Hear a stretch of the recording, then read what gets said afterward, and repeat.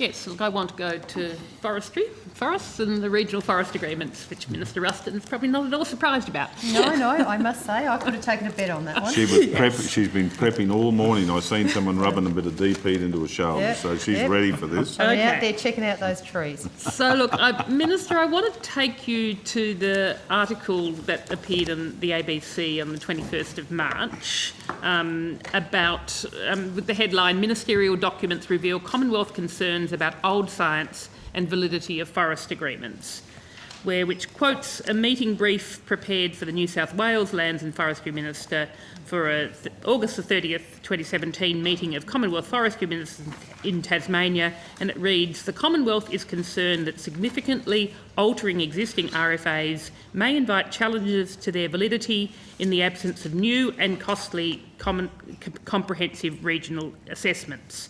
Its preference is to extend the existing agreements. It's both parties' interest to avoid the need to revisit the costly CRA process." And similarly, there's a later brief ahead of a March 2017 phone call with yourself, Minister, that says in other jurisdictions, for example Tasmania, there are concerns regarding the assessments that underpin the current RFAs and the validity of this science for extended RFA negotiations. And then another quote from Mr Toole that for a brief prepared for him, legal uncertainty as to whether the now quite old Commonwealth regional assessments that underpin the existing RFAs remain valid for proposed extensions. So, Minister, I would like to ask you about what the legal and other risks are and some information about the challenges to the validity of the RFAs that have been considered by the Commonwealth. Okay, well, first of all, the comments that you are referring to are coming briefing paper that's come out of New South Wales. I can assure you that we are very mindful of the broad community consultation that needs to sit behind these RFAs, and you would have been well aware of the process that was undertaken during the renewal of the RFA in Tasmania.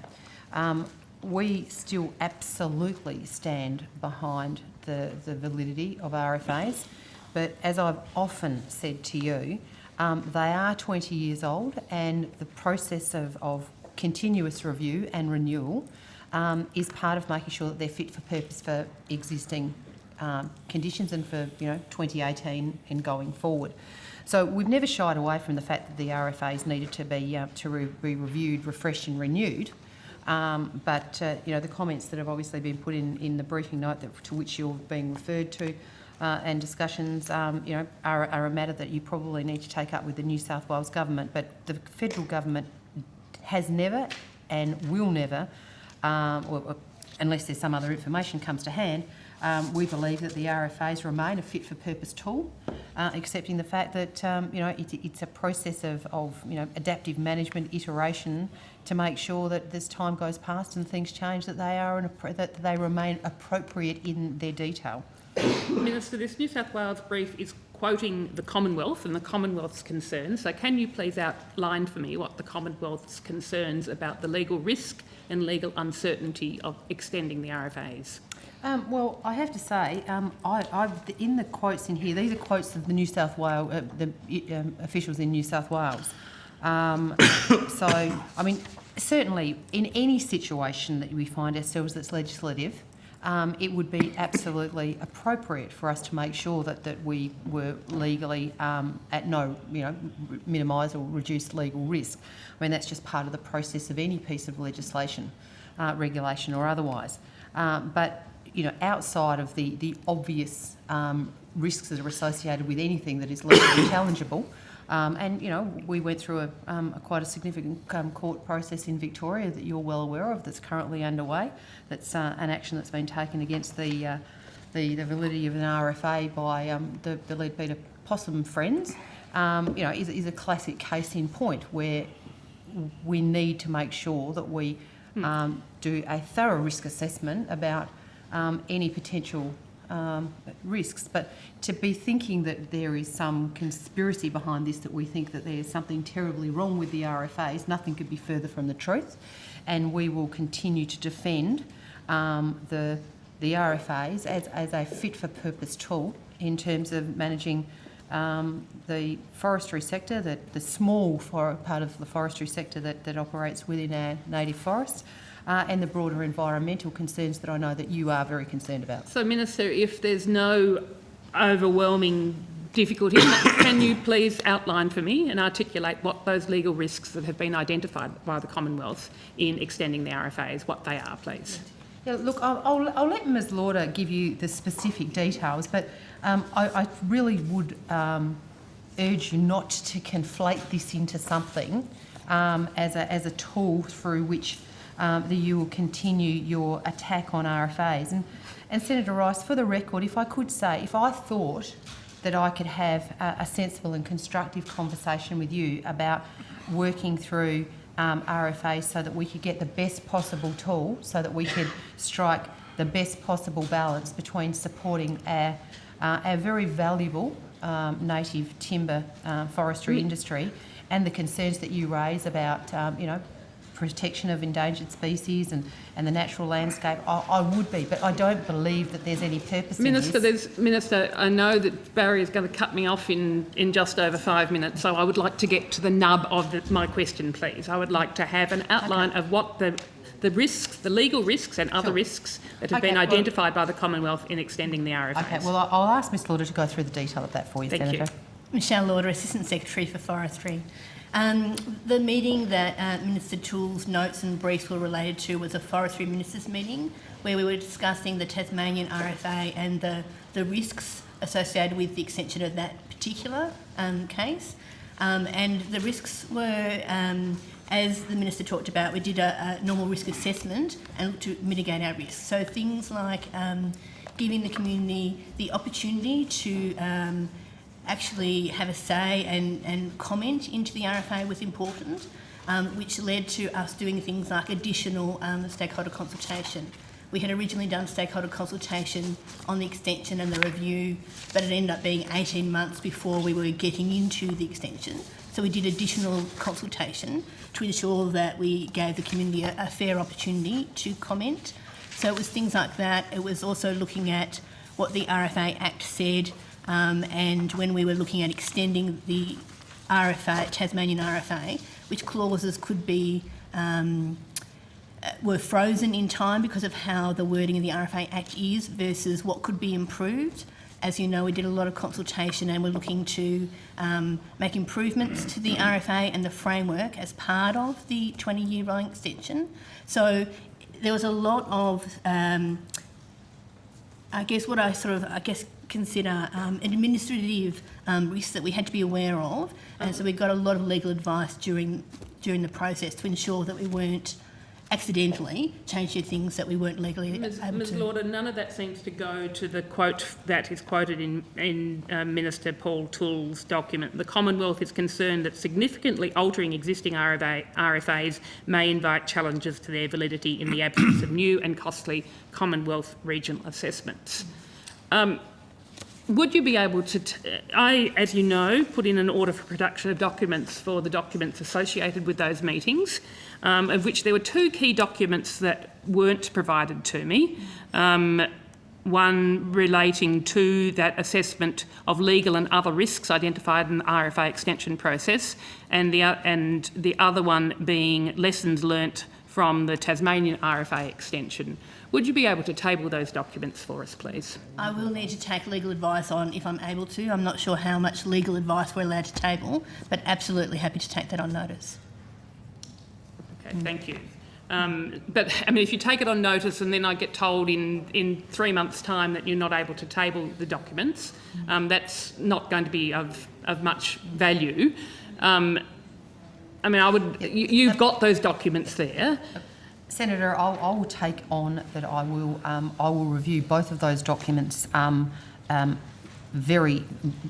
a matter of days, but I would be suggesting that legal advice to government is not necessarily something that we would be making publicly available, but I can't see that the lessons that have been learned from the Tasmanian RFA is a document that I would have to take advice on as to why there was any public interest immunities. But let me take that on. I haven't been through them myself. The reason that was given when they weren't provided to me, that there was information that would affect the Commonwealth-state relations as to why they were redacted. Sure. So in that, if that... Sorry, you're saying why they were redacted? You said that you didn't receive the document? No, I received documents with 2 key attachments to the minutes of the meeting redacted. Okay, and all right. those Well, two, let me have another look at that. And those 2 documents were because of Commonwealth-state relations. If, in fact, that is the legal advice that you get, that no, they can't be tabled because of Commonwealth-state relations, may I ask the department to please request of the states that the information to get the states' agreement to disclose those documents. Okay, certainly take that on board, Senator. Okay, thank you. Now, I've got 1 more minute before Barry's about to cut me off. No, you've got 4 minutes. 4 30, minutes. All right. 35. All right. So look, I'll go back to the Victorian RFA process, Minister, and let me find and basically the Victorian, with the rollover of Victorian RFAs, we saw that the 2-year extension, that Victoria has said it will use that time to provide time for extensive consultation with scientific bodies, industry and the community to modernise the state's RFA framework and better manage Victoria's forests. So what role is the department going to be playing in terms of that process that's going to be undertaken in Victoria over the next 2 years? Yeah. So we will be working very closely with them. The Regional Forest Agreement can't be modernised and extended without both the Australian Government and the Victorian Government being in agreement. So we have just recently put on the web a Memorandum of Understanding that Minister D'Ambrosio and Minister Ruston both signed about the process and how we would be undertaking the process to extend the long-term extension of the 5 Victorian RFAs. And so we will be working closely with Victoria on the consultation of the community and stakeholders, also looking at an assessment of matters under the RFA, so looking at the environmental, social, economic impacts and issues with the RFA and benefits, and doing an assessment of that, analysis of all recent data, reports, new data that's been collected since the CRA, and that will be put together, as well as obviously the independent review has recently been completed, and so we're considering the findings of that. So all of that together we will be doing with the Victorian Government to look at improvements to the Victorian RFAs and extending them. Is there going to be significant exercise undertaken in that 2-year period? The Victorian Government is going to be doing some additional data collection and assessments, and they have recently received some funding through their budget process to help with the modernisation of the RFAs. Is there going to be any funding from the Commonwealth towards extra science that needs to be done to be looking at the validity of the RFAs and the ability to continue to just roll them over? We already are doing some work. Both the Department of Environment and Department of Agriculture have been funding some work that is contributing to the RFAs. Whether we contribute further funding on new studies and assessments, we are still considering that. So what extra work do you think needs to be done to ensure that particularly the federally listed endangered species aren't pushed further towards extinction? Particularly leadbeater's possums, the greater gliders that we see have now become listed as being vulnerable. Can I just for a level of perspective about this, put on the public record that that we are very pleased with, in particular, and I know your particular favourite of yours is the leadbeater possum. I'm concerned about all forest species. Yeah, no, indeed. But there is a perspective that needs to be put onto this, Senator. It's something that seems to have been sadly missed in most of the narrative that's been coming out from your side of the trenches. But I'll draw the attention to the committee of a campaign that was being run by an MP in Victoria, Miss Samantha Dunn. And she ran a campaign warning that reflex paper is made by one of the Gippsland's biggest businesses, one of Victoria's biggest businesses, Australian Paper. Leadbeater's possum habitat, and that's right. it says reflex paper, 5 dead leadbeater possums in every pack. Now, if you actually extrapolate that out, as somebody on her website has done, that says there are around 400 packs of paper that go on a pallet on every truck. A truck carries 12 pallets of paper. So that with 400 packs of paper in each of those 12. So if you actually extrapolate that out, what the Greens are endorsing as a public statement is that 24,000 dead possums are on every truck that's leaving Australian paper of reflex paper. Now, I would suggest one of two things: either if that's truth, which I'm absolutely ridiculous, that this possum would either be totally extinct by now, or there's so many of them that we've got 24,000 of them in every truck. I raise that only because I think it stands to emphasise the fact that we are not putting the facts at the basis of the argument that we're having. The other thing that I would really love the committee to record is the fact that at the moment, harvesting of native timber in Victoria is 0.06% of the reserves of native stands. Australia. Of Australia. That works out that for every 10,000 trees that are currently standing in Australia, native trees that are currently standing in Australia at the moment in reserve, 6 are cut down every year. 6 trees out of 10,000. So I think that it is completely and utterly reasonable that we should be working with an industry that is very profitable. It supports thousands of jobs in our regional communities, thousands of families and thousands of communities. It is not unreasonable that we shouldn't be having a sensible debate about how this industry continues. So on that, I would say, can we please get back to debating the facts instead of this highly emotional rubbish that we're getting, like this reflex paper activity of your colleague in Victoria, and let's have a conversation about the facts. Isn't it true? I would just ask a few questions, continuing on the discussion about the industry plan. With the $20 million, I mean, the ABS statistics this morning reinforced the fact that we've got 87% of our wood production coming from plantations. Is that $20 million being spent reflective of the importance of the plantation industry compared with the native forest-based industry? And what proportion of that $20 million will be supporting plantation-based industries? Okay. Well, I can't give you that breakdown off the top of my head because some of the details that would inform that answer have yet to be decided. But what I would say is that quite clearly the number one issue that the industry has identified as a barrier to growth has been the number of trees that they've got access to. And so fundamentally underpinning this plan will be providing the incentive for people to plant more trees. Well, perhaps can you take on notice doing more of a breakdown of how it's expected that $20 million is going to be spent? Well, you can be like me on the 12th of September if you'd like to come to the press club. I'm quite sure that you'll be delighted to be one of the first people to see what it is. But until such time as we have developed through the absolute details, specifics, we finished our consultation, I can't give that. I can't say I can take it on notice because the decisions that surround that have not been made. The decisions around what the priority areas of development are, and as I said, it's about getting more trees, the right trees in the right place.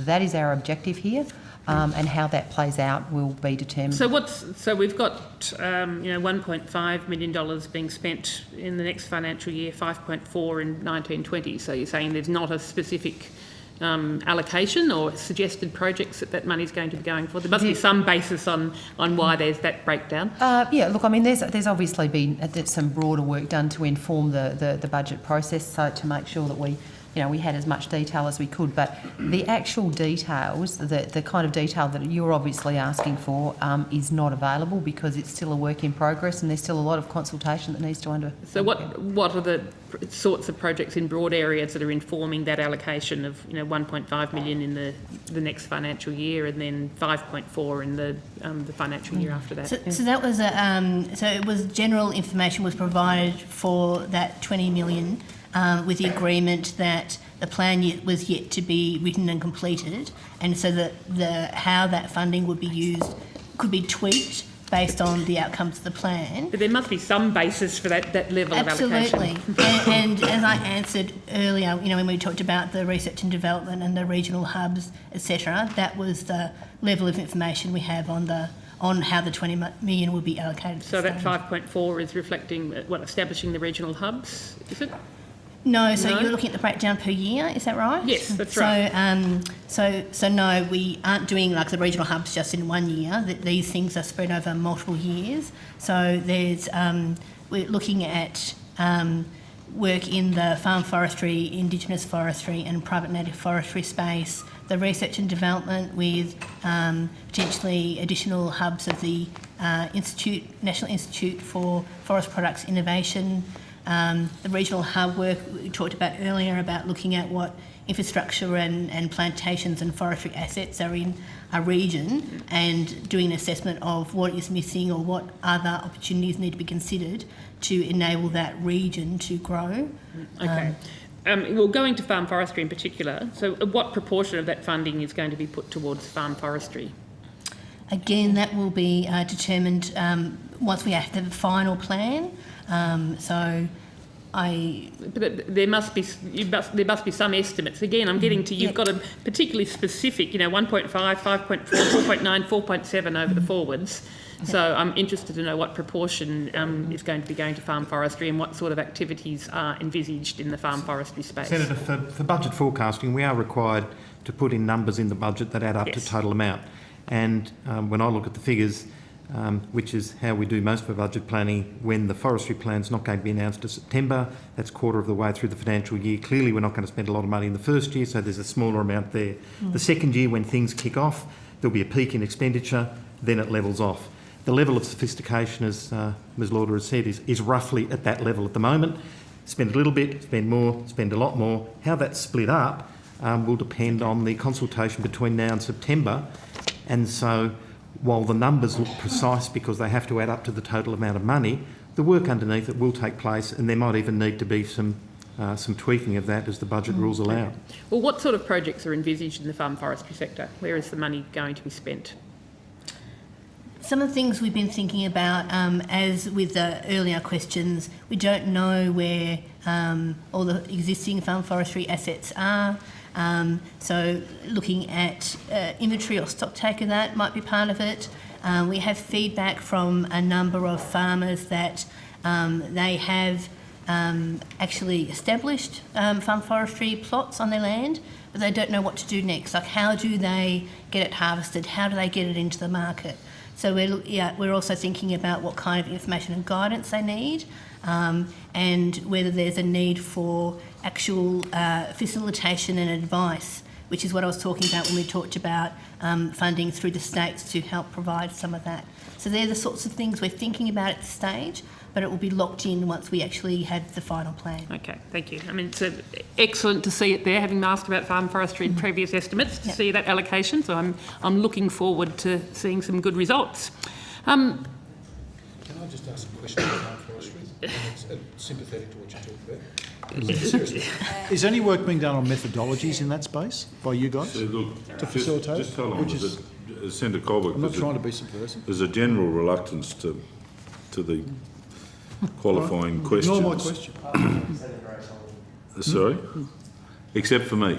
Yes, exactly. So unless it's particularly pertinent, we might go through and then come to you for... Okay, look, I then want to return to my questions from earlier on, and particularly about critically endangered leadbeater's possums and your statements just prior in my previous questions, Minister. So, Minister, do you stand by the comment you just made previously, and I've heard you say before, that the more you look for leadbeater's possums, the more you find? Mm-hmm. You stand by that. So you stand by the non-peer-reviewed internal Vic Forests reports as opposed to the extensively peer-reviewed science that's been undertaken over a period of 30 years by the world experts in mountain ash ecosystems and the critically endangered leadbeater's possums. I stand by the research that has been provided to me that tells me that there are increasing numbers of leadbeater possums. Now, what I'd ask you is that you come from Victoria, you go for... so you're telling me that you don't believe that the information that I have is correct? You're stand by the peer-reviewed science, by the experts who have been researching these forests and the mountain ash ecosystems for the last 30 years. Okay. A couple of things I'd say to that. One is that certainly, yes, I do stand by the advice. Sorry? No, they have actually. Yeah. No, well, but I mean, the other thing too is that I think one of the other skews in this argument that we've been having for some time on the leadbeater possum, but more generally, in native species that are coming under any varied levels of threat, there seems to be this belief that that forestry is sort of like if you immediately stop native forestry, that all of a sudden that there would be no further issue in terms of endangerment of any of the species of which you refer. Now, I would point to an equal body of scientific work that suggests that fire is a much more significant impactor on your on the survival of various species, followed probably by feral animals and a number of other things, urban encroachment, etc., etc. So to make the suggestion, as you are obviously trying to draw the correlation between cutting down 6 trees out of every 10,000 is somehow being the major Minister, contributing... you're misleading the No, I'm Senate not sure that... because you know that this is not the situation in the mountain ash you don't have to agree with what the Senator, ongoing order. clearfell logging. Senator, order. You don't have to agree with what the Minister says, but let's allow her to answer the question, and you've got all the chance in the world to examine her on it. Thank you, Chair.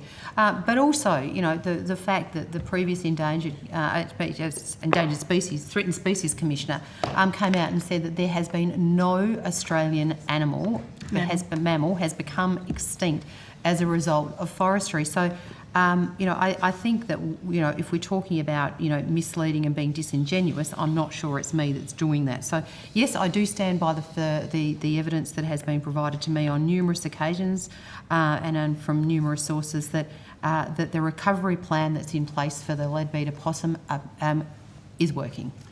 Minister, isn't holding such a view prejudicial of the assessment that's currently being undertaken by the Threatened Species Scientific Committee, who are assessing all the evidence? Well, and exactly, and rightly so, they should do it. I don't know why... For you to be clearly saying that you are supporting the evidence from the internal documents, non-peer-reviewed science, non-peer-reviewed reports of Vic Forests, as opposed to the extensively peer-reviewed science, and to be holding that view is very much a prejudicial view, while we have currently got the Threatened Species Scientific Committee assessing the validity of these two bodies of evidence. Well, I find it a little rich that I should be being lectured about prejudicial views by you, but nonetheless, I'm quite happy to say that the evidence that's been provided to me indicates that the recovery plan for the leadbeater possum, which is the animal that we're talking about, is showing that we are seeing constantly increasing sightings of this particular animal. Now, I'm quite sure that the people who are on the scientific review panel to which you refer are not sitting here watching estimates and making their decisions on the basis of what I'm saying. They will undertake it on the basis of their own scientific view, and so that's how it should be. But, I really do take objection to you be telling me that I am some way prejudicing things by my view. I'll move on to the New South Wales Regional Forest Agreements process, and which there's been some discussion about this morning as well. What do you have a view of the consultation that's currently happening in New South Wales? Because I understand that many stakeholders have been frustrated by it. And in fact, there was a report in February this year that the environment groups have dropped out of consultation, saying the Berejiklian government has already decided to roll over 20-year-old agreements. Practice, if you're going to ask one of the officials to comment on excerpts from a document. We make copies and circulate them so that they've got the benefit of seeing it in context. So could you, the Secretary will provide the copies. If you've got another line, you might be able to follow before. It's a predetermined outcome, the Chief Executive of the National Parks Association. Let the official see it in the context of the document and they'll be able to respond to you. But in the meantime, do you have another line you could do while that's happening? Can we ask whether they are willing to comment on this without having seen the document? I'm sure they've seen these media reports. Well, you should You're either going to comply with Yeah, practices yeah. or not. Correct. And the newspaper report that quotes an interest group, anti-forestry interest group. Senator Colbeck, Let's be fair. Firstly, Senator, if you can establish that the official has seen and has an independent memory of the contents of the media and is comfortable enough to respond to your questions, that's fine. But we're not just going to take a line out of something that's wedged in between other paragraphs. So you should examine Ms Landry to see if she's happy enough on that particular point. I am happy to respond because I am aware of the Is it possible for roughly the of the listener community to contents see the of that document? article. Yes, it's been copied. Yep. So, yes, we did quite a lot of consultation, which is now completed for the New South Wales, both the review and the extension of the New South Wales RFAs. A number of environmental groups refused to take part in the consultation. We invited them to face-to-face meetings as well as the public consultation. Some did take part and we have taken their comments into consideration. Those that didn't felt that both the Australian Government and the New South Wales Government had already announced that we were looking to extend the RFAs, and so they felt that the decision had already been made and their aim was to stop the RFAs and stop logging in the native forests. So they didn't feel that they could influence the decision that had already been made public. So they had a predetermined decision. They did. But yes. the government does have a predetermined decision that the RFAs are going to be extended. That is true. Yes. They the could election have, Just Senator Yes. Colbeck. Whether or not the Senator science Rice is actually nearly out of supports that. time. they could have influenced the contents of the RFA and the improvements, but you're right, both governments had already announced that we were looking to extend. And their view, how do you respond to their view that the new and evolving science that has evolved over the last 20 years, that have shown the impact of forestry on threatened species, on climate stores, is not being sufficiently taken into account in the government's decision to extend these logging laws? Well, I mean, I just fundamentally don't accept the premise of what you've just said. I'm not surprised. If you read the science but- on Right, so I've hold read on, lots of hold science. on, hold on. I think I'm the only These- climate scientist at the table. In fact. Senators, you'd actually please, do more native Senators, please respond to the chair. This is not helpful, these side debates.